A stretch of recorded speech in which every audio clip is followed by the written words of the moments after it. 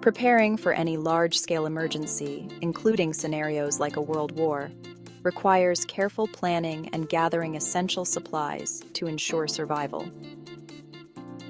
Here's a comprehensive list of essentials you might consider.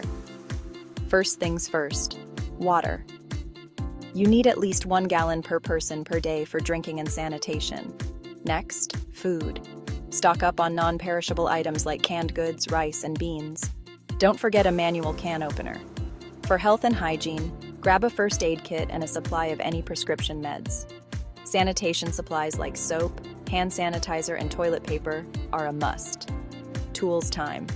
A quality multi-tool, flashlights with extra batteries, and a hand crank radio should be on your list.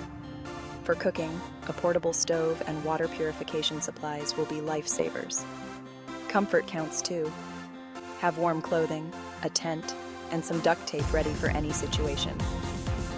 Personal safety items like pepper spray and an emergency whistle, essential.